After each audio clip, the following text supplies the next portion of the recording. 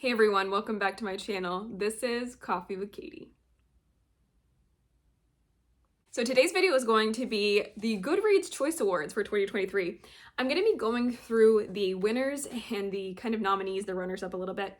This isn't me giving you my opinions because I've read a very low percentage of these books that were on here, but I wanted to kind of go through it with you guys and just give you a little bit of my thoughts and also things to keep in mind for me to try to read out of my comfort zone and other things like that. So this is going to be a little bit of me just rambling, giving you my thoughts, going through the Goodreads Choice Awards, seeing what's going on. I have seen it already, just kind of going through genre by genre because I read mostly fantasy and I don't really delve into a lot of other genres. So I just thought it'd be fun to kind of go through, see what other people have been liking, see if I can get recommendations for different genres and potentially grow that next year. I'll try to put like a screenshot of things up here, but if I don't, forgive me. I know you guys all have access to it, so let's just look into it. So the categories, the first category was fiction. And for best fiction, Yellow Face by R.F. Kuang won, which doesn't really surprise me because I feel like R.F. Kuang writes a lot of really good books and people have really been enjoying it, especially Babel. And I feel like since Babel blew up, people have really like, she's kind of been a ride or die for some people, so it's not surprising to me that this went well and this was good. I have not read it. I've heard it's kind of like a really big critique on the publishing industry and how they can be sexist, racist, readers can suck, like just all the different genres, and authors can suck, like just all of the different things that can go into that. I'm not surprised at that one. The runner-up, it looks like, was Hello Beautiful by Anne Napolitano. I've never heard of this in my life. And it says an emotionally layered and engrossing story of a family that asks, can love make a broken person whole? So I don't know. This isn't really my genre, so I'm not really sure about it. Just scrolling through here and looking at them, I see Mame, which my friend has read and she enjoyed it, I believe. But this kind of isn't my thing. Like, I don't really like just reading general fiction. I like there to be something else going on. I'm not sure I would read anything of this. I might read Yellowface someday, but it's not now. And then there is historical fiction. So the best historical fiction, the one that won, was called Wayward by Emily Hart. Again, I haven't read these, so I have no opinions, but I'm kind of curious about it. It says that it follows three desperate women along three timeline threads, separate but related, in 1619, 1942, and 2019. Hart's story stitches back and forth in time as the women encounter an abiding feminine power deeply rooted in the land. So I think it's kind of like witchy. I'm not really sure, but it won this and best debut, I believe. So it is a debut novel. I haven't heard really anyone talk about this, but it's also, I'm in the circle of fantasy, so maybe nobody has talked about it in my circle. But I don't really know if I'm curious to read this or not. I might like try to give it a shot if I really get like a wild hair and just decide that I'm going to do it. But the rest of these, I'm not really sure. I've seen North Woods come up on like my library and just different things like that people have been requesting it by Daniel Mason. I don't know what any of these are about. By sheer title and cover, I'm semi-interested in The Echo of Old Books by Barbara Davis, but I have no idea what it's about. It says a rare book dealer, Ashlyn Greer's affinity for books extends beyond the intoxicating scent of old paper, ink, and leather. She can feel the echoes of the book's previous owners, an emotional fingerprint only she can read. When she discovers a beautiful bound volume that appears to have never been published, her gift quickly becomes an obsession. That one kind of sounds okay. Like I might give that a shot if I'm feeling it one day, but it did not win. It came in 6th place. So I don't know if other people didn't like it or if people just didn't read it. No idea. I haven't really heard of a lot of these other ones that are on here like at all. So I'm just going to skip to the next section. So this is when I am curious to like get recommendations in this genre, is best mystery and thriller. So the book that won is The Housemaid's Secret, which is apparently book 2. And what is book 1? And book 1 is The Housemaid. I'm curious of it because it won. And I have this like weird relationship with mystery thrillers because I really want to read murder mysteries, mystery thrillers, things like that. But I feel like the ones that I've tried kind of flop for me, except A 7.5 Deaths of Evelyn Hardcastle. And I liked The One by John Mars, but it wasn't like a favorite. So I need recommendations on good mystery thrillers. I read Home Before Dark by Riley Sager and a couple of other things in that vein, and they're just like okay to me, but I didn't like, it didn't feel like a waste of time necessarily, but I didn't really like them. I read The Paris Apartment and, oh, the other book she wrote, The Guest List, something like that. Like, I read both of her books, didn't really like them, thought they were just fine. So like, I would really like some recommendations on good mystery thrillers. So I might try The Housemaid and The Housemaid's Secret, because apparently they're doing pretty well. I'm a little bit scared to read anything of Riley Sager because of things I've heard from other booktubers that have read him and they've just given up on all of his books. And I did read Home Before Dark and I didn't really like it. So should I read The Only One Left? Because that came in 3rd place.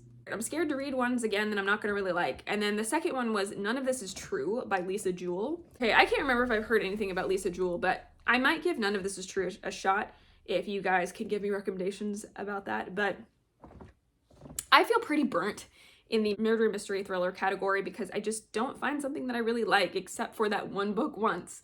So I might give this one a shot. None of This Is True sounds interesting because it's a psychological thriller about a woman who finds herself the subject of her own popular true crime podcast.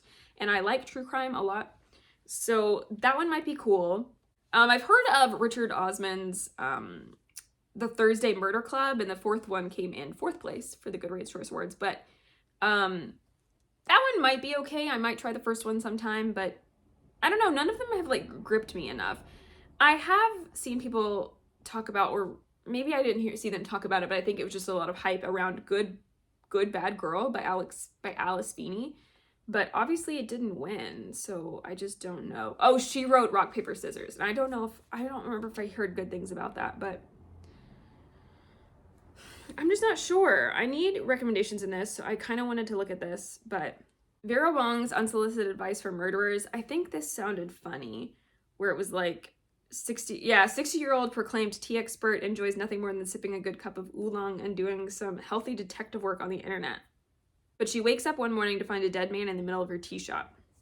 That one could be cute, but I don't know. Maybe I'll try The Housemaid. One I think I will give a shot. I never had any interest in reading it, but I've heard people like it, is The Maid by Nita Prose or whatever, the first one of that book series. The second one just came out, I think. I might give that one a shot at some point. I would like to get into more mystery thrillers, but it's just been a struggle for me. And then we get into Best Romance, which Happy Place by Emily Henry won. And I've not read anything by Emily Henry, but for some reason when I saw this, I was like, people just voted for this because it was Emily Henry and they haven't read the book. I don't know why I had that thought, because it's not like I know if it's good or not, but I just felt really weird about it. And I think it surprised me that it won over Love Theoretically by Ali Hazelwood, which I also have not read, but I read the other 2 books in that series and thought they were really good and that Ali Hazelwood would 100% win. I couldn't vote because I hadn't read them, but I thought it would win, and then when it didn't, I was just assuming that people were biased. That sounds so horrible. But Love Theoretically did come in 2nd place. I will read Love Theoretically. I bought it. I loved the first 2 books in the series, and I will 100% read it. I don't think I'm gonna read Happy Place by Emily Henry. I might read another Emily Henry book in the future, but not this one. And then Abby Jimen's Yours Truly came in 3rd. I've never heard of this in my life, but there's a dog on the cover, so that's promising. I've heard of The Final Offer because it's the Dreamland Billionaire series, and I think I would try the fine print. I don't know if I would read the whole series, but I think I might try the fine print at some point. Some of these, I've seen The 7-Year Slip by Ashley Poston come up a lot, like at the library and just different things like that, so I don't know if it's very good. It's got pretty high ratings. Oh, she meets a guy that exists in the past, 7 years ago to be exact, and she quite literally lives 7 years in the future. Her aunt always said the apartment was a pinch in time, a place where moments blended together like watercolors.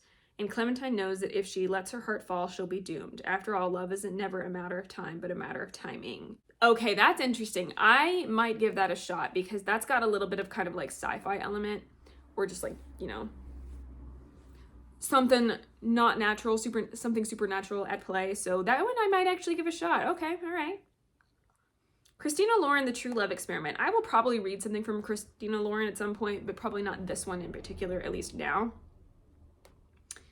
In the Unlikely Event by Rebecca Yarros. I feel like people are hyping Rebecca Yarros. I'm not saying she's a bad writer. I'm sure her romance books are fantastic, but I don't usually go for these types of books. Maybe I would give it a shot eventually, but not now. The only reason I'm interested in this one, Practice Makes Perfect by Sarah Adams, is because the front cover has a girl with flowers. It looks like she's in like a plant shop, and the guy has a sleeve of tattoos. And that's the only reason I'm interested in it, which is the stupidest reason ever. Oh! Okay, I might have to read this. So, Annie Walker is on a quest to find her perfect match, someone who nicely complements her happy, quiet life running her flower shop in Rome, Kentucky. Kentucky! Fortunately, she worries her goal might be too far out of reach when she overhears her date saying she is so unbelievably boring. Is it too late to become flirtatious and fun like the leading ladies in her favorite romance movies? And she thinks that Will be a great tutor. He's flirtatious, tattooed, and absolutely gorgeous bodyguard, and is temporarily back in Rome, providing security for Amelia Rose as excitement grows for her upcoming marriage to Noah Walker. And he has one personal objective during this time in town: stay away from Annie Walker. Okay, I have to read this because he's got tattoos and she works in a flower shop in Kentucky, and I'm from Kentucky. I love Kentucky. I have to read this now. When in Rome 2, it's a second book. When in Rome 1, what's When in Rome 1? Okay, so that's Amelia and Noah's story. I might read that one, but I'm gonna start with book 2 because oh, that sounds great. I'm actually really excited about that book. I never thought I would be. Look at this. This is going well for me so far. Next category is romantasy. And no one is surprised. Literally no one is surprised that Fourth Wing won. I voted for it. Like, not a soul is surprised Fourth Wing won. We fell in love with it. It took the world by storm. It was a cultural event. Of course it won, of course. I'm also very excited that they have a romantasy category this year, because when things like Sarah J. Maas or Fourth Wing type books come out, it like dominates the fantasy category, and it doesn't really seem fair for other genres of fantasy. So I do like that they added this. It is a good call, I think. However, I do not like that they removed the middle grade one, because I would like to know those too. Anyway. So Fourth Wing won. It had 397,000 votes. More votes than that, but like a lot, like almost 400,000 votes. The runner-up, to compare, the runner-up, the one that placed in second, had 33,000 votes. That is insane. However, the runner-up I also really loved, and it was Assistant to the Villain by Hannah Nicole Mayer.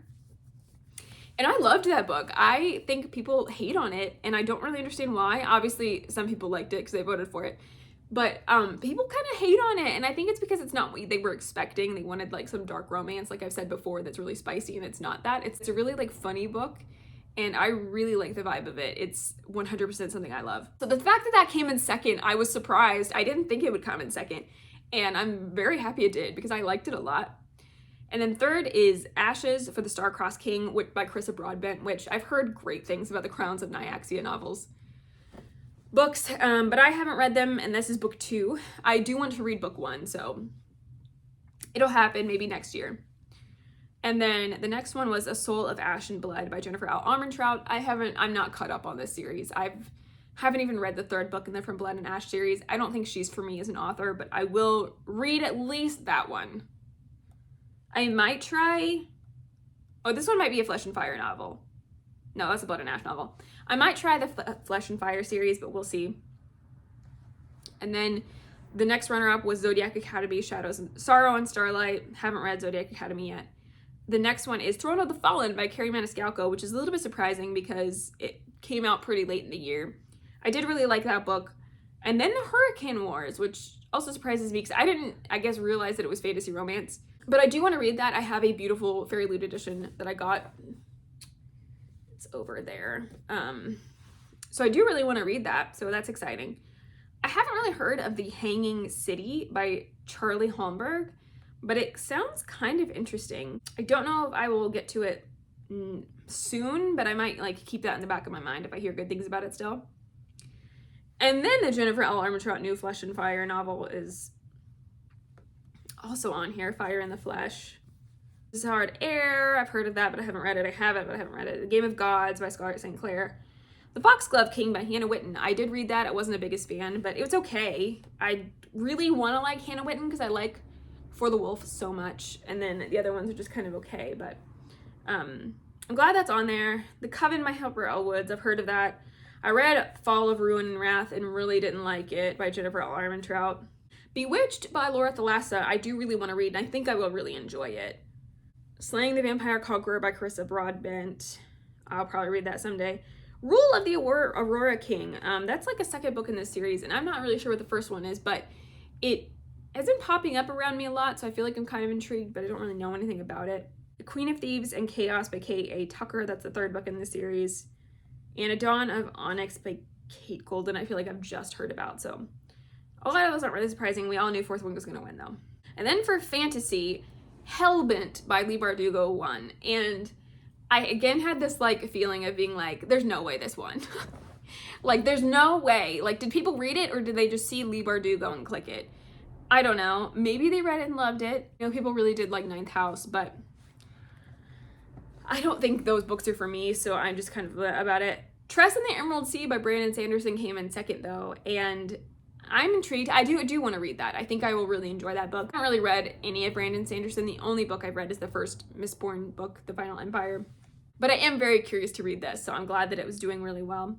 A Day of Fallen Night by Samantha Shannon. I may read at some point, but not soon. Emily Wilde's Encyclopedia of Fairies by Heather Fawcett. I do really want to read. Hopefully I can get to that soon. Bookshops and Bone Dust by Travis Baldry. I do really want to read that as well. And The Fragile Threads of Power by B. Schwab. I just finished the Shades of Magic series, so Threads of Power is next. Swordcatcher by Cassandra Clare. I started it, haven't finished it.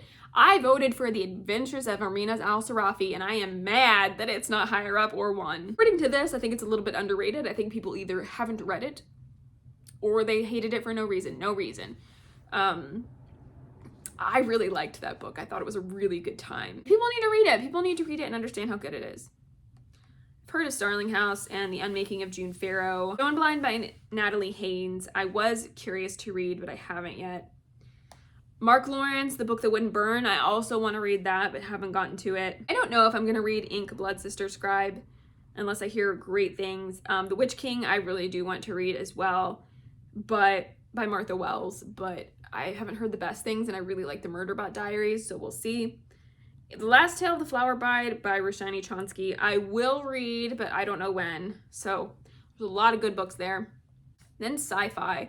The Lives of Puppets. In the Lives of Puppets by TJ Klune won, which TJ Klune's a big author now. I think people really love him, but I don't get it. I don't really ever want to read that book. And then Lightbringer came in second by Pierce Brown. I will read that book, obviously. I need to read Dark Age before I can read that, but I have read Iron Gold now. I didn't know what this one was about. I would see the cover and like completely like tune it out of my brain, but Starter Villain by John Salsey actually sounds kind of funny and maybe like something I would like. So I might give that one a try at some point. And then I don't know why this is under science fiction, but The Marriage Act by John Mars is here. And like I said, I read the one by John Mars, and I think I want to read this. I don't know when, but I think I would like to read The Marriage Act by John Mars because I did enjoy the one. So I would kind of like to follow his works a little bit. Maybe I can find something that's really good. And The System Collapse by Martha Wells is on here. I think that's book 7 in the Murderbot Diaries. I'm not caught up, so I have no thoughts on it. I haven't really heard anything about the rest of these, so they're just kind of there, but that's that. And the horror book that won, I don't read horror, so I'm not staying here very long, but the book that won is Holly by Stephen King. I feel like if Stephen King ranks anything, he's gonna win. And Grady Hendrix, How to Sell a Haunted House, came in second. I know people really, really like Grady Hendrix, so good for them.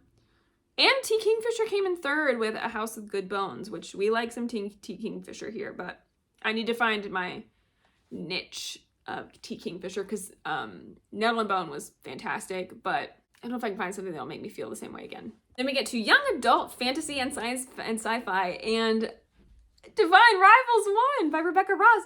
I voted for it to win because I think it deserves it, but I wasn't sure how it would go, and I didn't necessarily know if it would win, but it did, and it should.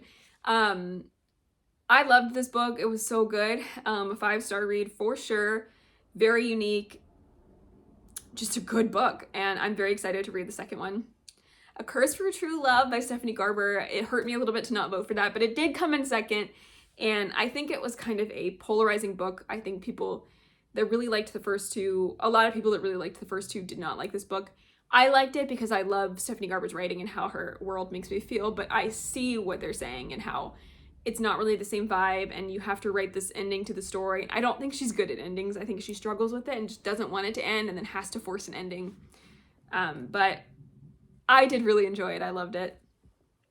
And then Stolen Heir by Holly Black. I might eventually get to that, but I haven't finished the Cruel Prince trilogy yet. Chain of Thorns by Cassandra Clare. I did read Chain of Gold this year, and I really liked it, so I will read that eventually. I'm also interested to read Powerless by Lauren Roberts. I think I will enjoy it, but it was kind of one of those things that snuck up on me. I didn't really realize what it was, what was happening. It was just like kind of in my face, indie, maybe, but also maybe traditional published. I couldn't figure it out for a minute. And it sounds interesting, and I will read it eventually. What the River Knows by Isabel Ibanez. I am curious to read that. It's not like super high on my TBR, but I do want to read it soon. So I do want to read that one. I want to read A Study in Drowning by Ava Reed. I did read Foxglove by Adeline Grace. The Infinite Bond series, or whatever it's called, by Tahira Mafi. I think I want to read it. I struggle back and forth with wanting to read it and having no interest. So if you can like sway me, that would be cool. Foul Heart of the Huntsman by Chloe Gong, I'll get to eventually when I've read all the other Chloe Gong works. Song of Silver, Flame Like Night, I do really want to read. Amelia Wenzhou, I do really want to read that. Threads That Bind, I'll probably read eventually, but it's not high up. House of Roots and Ruin by Erin A. Craig, I do really want to read. I enjoyed House of Salt and Sorrow a lot.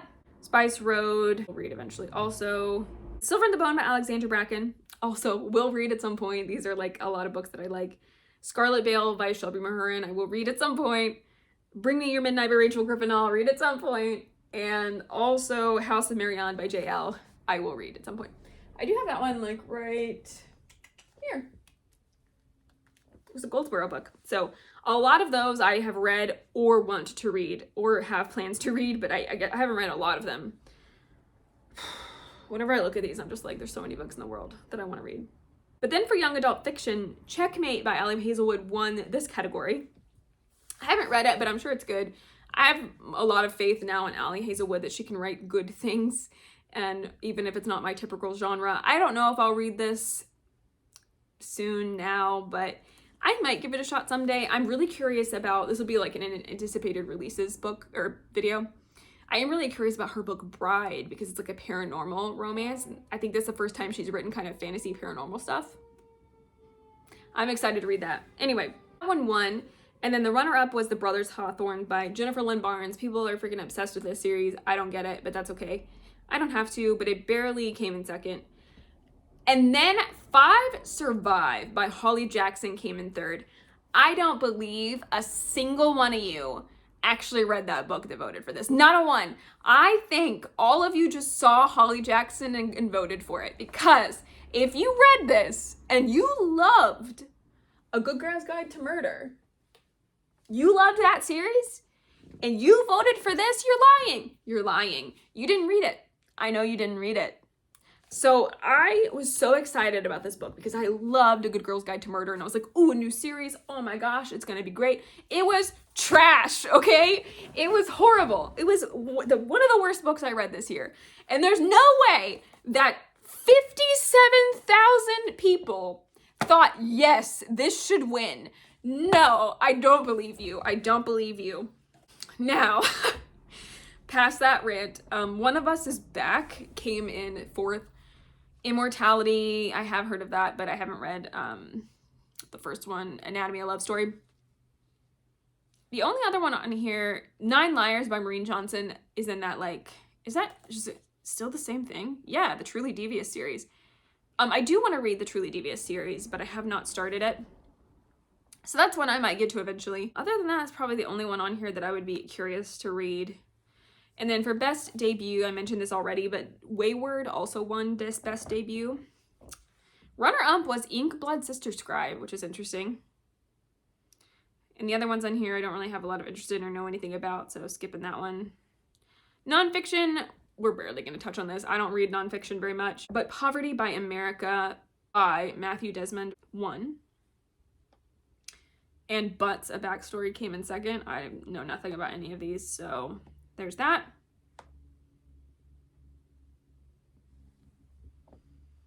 Best memoir and autobiography, The Woman in Me by Britney Spears won. I am laughing because I've not read any of these, and I just think it's funny that hers won, but of course it did. But also I haven't read it, so I have no idea if it's good or not. I've heard it's not very good. I don't think I would read any of these, but there you go. And then for history and biography, The Wager, A Tale of Shipwreck, Mutiny, and Murder by David Grann won. I've seen this kind of blowing up, and for people that like history or historical fiction, I would say go for it, but I'm not really that type of a human, so I don't really read these types of things, but there's several on here. Valiant Women, that's kind of cool, that you could choose from if you are that type of a reader. And then for humor, Being Henry, The Fonz, and Beyond one, and I don't really have interest in reading any of these. I think the only one I'd be interested in is XOXO Cody, An Opinionated Homosexual's Guide to Self-Love, Relationships, and Tactful Pettiness, because the tactful pettiness makes me laugh. And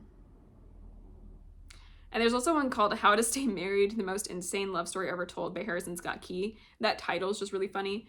I probably won't read any of these realistically, but that's that. And that is the last category in the 2023 Goodreads Choice Awards. What did you guys think of the Choice Awards this year? What did you think of the nominees, the ones that won? I would love to know your thoughts, even if it's passionate like mine about Holly Jackson. Yeah, I would love to know what you thought of it. I just kind of wanted to go through these, give you my thoughts, maybe get some reading recommendations for myself, which I think I accomplished, and stretching myself outside my comfort zone. For real though, if you have good murder mysteries or mystery thriller, psychological thriller, anything like that, recommendations for me, please leave them in a comment down below, because I desperately want to love the genre, because it's something that I think I would really like, but I struggle finding a right fit for me. So if you think you can give me one, please do.